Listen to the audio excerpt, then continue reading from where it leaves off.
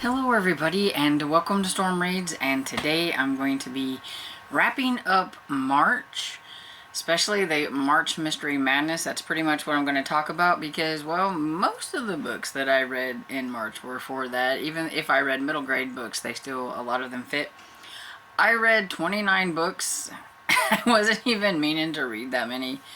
But I did read, like I said, because I did mix it up with some middle grade, which made it a lot easier to get a big number. But I do think that because I read multiple books at a time, it really helps like up my books.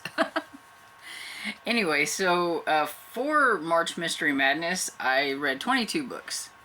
And so the other like 7 books, they were just not mystery books. They were probably middle grade that kind of fit with like maybe the theme of middle grade March and everything like that, or just something that I had that I wanted to read. And so I'm going to go hopefully very quickly through the 22 books and just kind of let you know like what the rating was. I'm pretty sure for most of these I have a recent reads video that I talk about them. There's a few at the towards the end that I haven't gotten to in a recent reads video yet, but for the most part I think I have these in one. So the first book is The Other Family by Wendy Corsi Stobbs. I really thought I was going to like that one. It was a thriller and I ended up giving it 2 stars. It just wasn't what I was expecting. It wasn't very thrilling. And then I have An Ambush of Widows by Jeff Abbott. And that was another thriller and I gave it 3 stars. It was just kind of okay. Then I had Hide and Geek by T.P. Jagger, and this is a middle grade mystery book, and it was really cute. I enjoyed it. They had to like follow some clues to find a treasure, and I give this one 4 stars. And then I had another middle grade mystery called Winter House Mysteries. This one is the 3rd book in the Winter House series, wraps up the trilogy. And I gave this one 4 stars as well. And then I read Wait For Me by Sarah Shepard. This was a young adult book that kind of has like a past lives kind of trope to it. But there is a mystery in it, so I'm counting it for March Mystery Madness because they do need to figure out what happened to the ones that died in the past and everything. And I just don't like that kind of thing, past life stuff, so I give it 3 stars.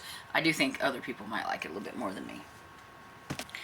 Then I read Dance Hall of the Dead by Tony Hillerman. This is the 2nd book in the Leap Horn and Chi series. We still haven't found Chi. He's missing. I keep saying that because it's just weird that it's named for them, but Chi doesn't come in till, like, I think, like the 4th book, from what I can do from my research, but it's just kind of funny. Okay, anyway, it was a short one. It was okay. I give this one 3 stars. It was just kind of your run-of-the-mill kind of crime mystery book. So, you know, it's a 70s book, so it doesn't quite have a lot of the action that I would like from some of my mystery books. And then No Strangers Here by Carleen O'Connor.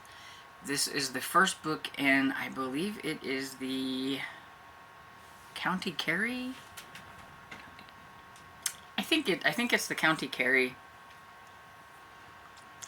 But anyway, I enjoyed it. I liked it a lot better than her Cozy Mystery series that I've been reading. At least none of the main characters annoy me like the one in the Irish Village series. And so I give this one 4 stars. And then I read Tide and Punishment, which was a cozy mystery book. It's book number 3 in the Seaside Cafe series, I believe, by Bree Baker, aka Julianne Lindsay. And this one's a lot of fun. I really like this series. I'm hoping to continue on with this series and finish it up this year. There's only like 7 in the series, so I think I can do it if I put my mind to it. And so yeah, I give that one 4 stars. It was fun. And then we have Daybreak on Raven Island, and I give this one 3.5 stars. It's by Floor T. Bradley? Floor T. Oh goodness, I don't remember. I'm trying to go off without having to look up a lot of stuff, and I'm not doing very good. Yeah, Laura Bradley. I was right. See, I should just go with my instincts. And it was fun. I liked Midnight at the Barclay Hotel by her better, but this one was still fun. They're like on an island and there's ghosties, and somebody gets killed and they've got to kind of figure out what's going on, and it was okay. And this one also fit for one of the prompts for middle grade March, because there was a prompt about sky or something like that, and I think it has sky in it. At least I think. And Daybreak is kind of like the sky. And then we have Body Under the Piano by Martha Jocelyn. And I give this one 5 stars. And I don't give middle grade books 5 stars very often, but this one was just a lot of fun. I listened, especially because listening to it on audio and everything, it was just kind of ramped it up. I think maybe I wouldn't have enjoyed it quite as much. I don't know. But the narrator and the little voice they did for Hector Perot was just cute. And so, yeah, I liked it.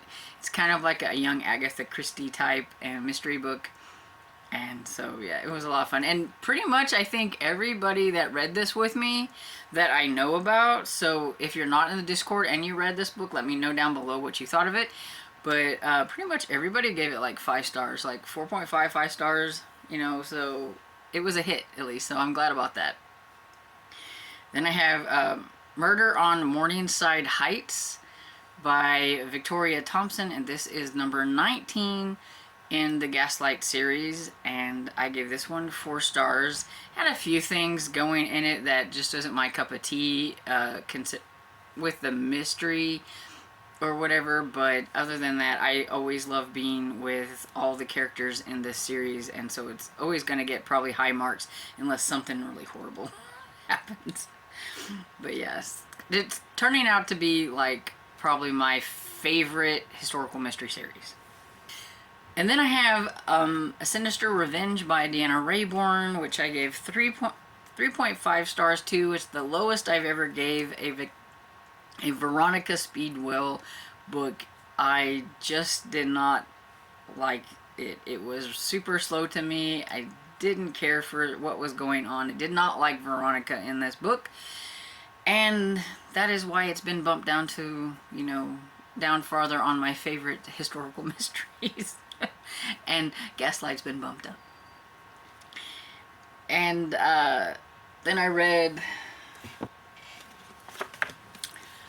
A Great Deliverance by Elizabeth George. It's the first book in the Inspector Lynley series, and I really enjoyed this. I like to see where the dynamics between Inspector Lynley and Sergeant Barbara Havers is going to go in the future.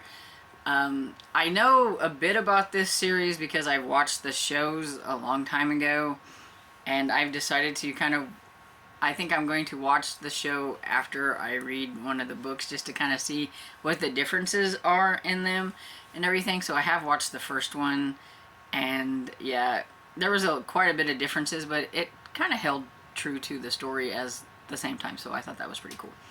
And so yeah, this one got 4 stars. Then I read High Stakes Blizzard by Rebecca Hopewell, I think. And this was a love-inspired book. It is part of the Mountain Rescue series. And it got 2.5 stars. It just really wasn't that interesting to me.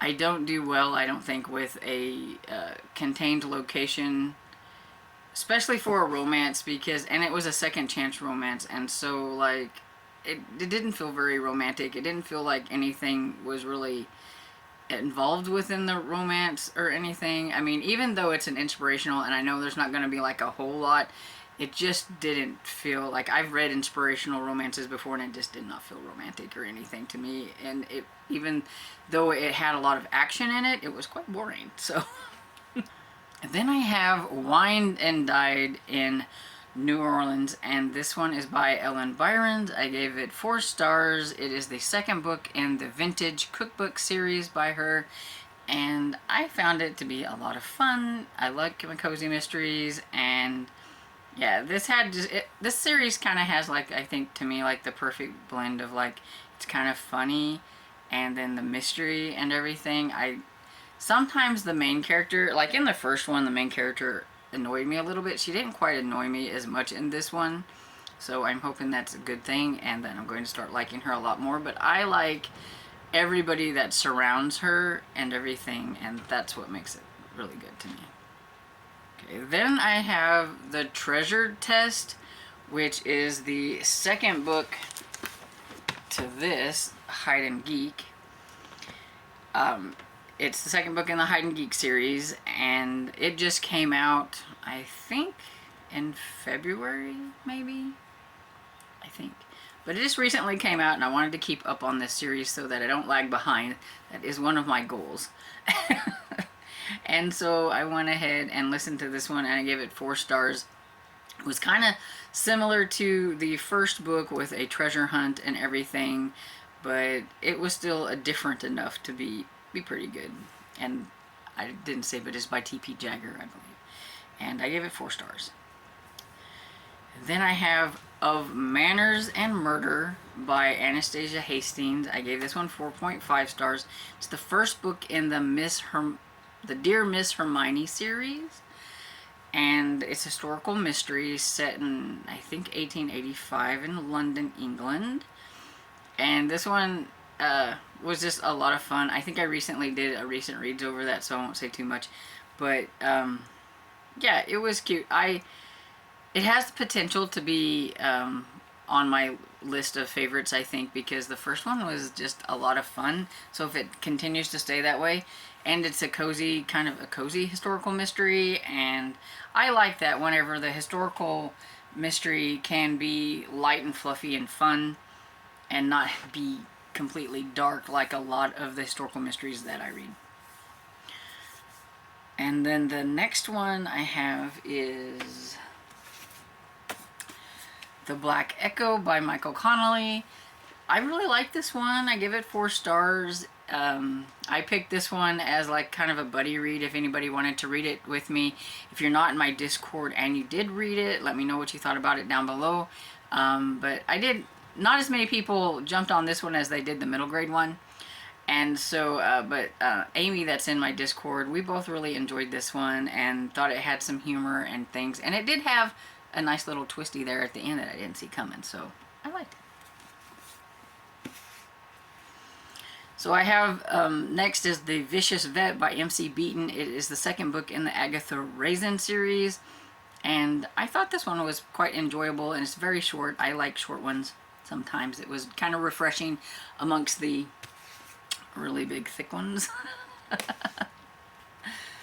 And, yeah, Agatha, though, sometimes she makes me cringe a little bit and everything and roll my eyes, but I've read about worst characters in, like, cozy mystery type books, so she's not that bad, and I give it 4 stars.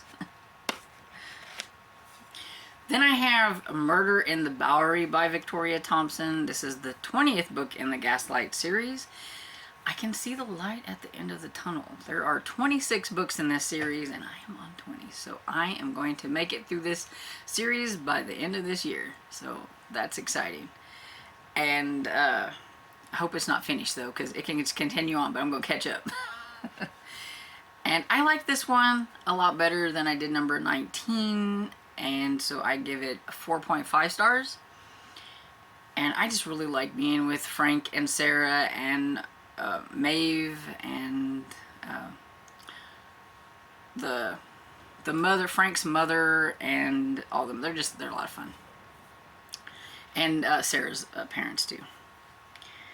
And then I read Coldblooded Myrtle by Elizabeth C. Bunce, and this one is number 3. Yeah, number 3. Number 3 in the Myrtle Hardcastle series, and it was fun, just like the other ones have been. I really like Myrtle. She's got spunk. She's quite fun. And I give this one 4 stars. And then the book I'm currently reading as of right now that I'm filming this, and I will be finishing it so it can count. And I think I'm at like 78% into it. And so I got like 2 hours or so to listen to the audiobook. And that is Hunting Time by Jeffrey Devers. It is the 4th book in the Coulter Shaw series. I did not even realize that there was a 4th book out, and so I was so excited that I seen this and decided I wanted to include it in the March Mystery Madness and get it listened to. And yeah, I'm enjoying it. It's definitely action-packed, full of, you know, lots and lots of action from like the beginning to where I'm at now, where stakes are getting quite high because, you know, we're getting towards the end. Coulter Shaw is a reward seeker. He hunts people for the reward, but not in a bad way. He wants to help them. He wants to figure out, you know, why they're gone missing and help them get out of the situation that they're in, but he gets paid for finding people, and that's what he likes to do. And so yeah, right now it's standing at probably about a 4-star read, because I really like this series. I've not tried Jeffrey Devers' other series, that the Lincoln Rhyme series, but I really do enjoy this one, and so now I'm all caught up on this series, which is a good thing too, because I am really trying to stay on top of series. I will be coming out with a Q1 series review to see how I am doing on my series, so stay tuned for that. And so yeah, have you read any of these books that I mentioned? If you have, let me know what you thought about them in the comments below. And I hope you had a great March Mystery Madness, because I had a great one. I had fun, you know, seeing what everybody else was reading or listening to for March Mystery Madness. Thanks to those who participated in reading the books that I had for my little read-alongs, The Body and the Piano and the Black Echo. And yeah, can't wait for next year to see what's going to happen. And I will continue to read my mysteries, because I read a lot of them anyway. But anyway, hope you enjoyed this video, and if you did, please give it a thumbs up and subscribe, and I will see you all next video. Bye!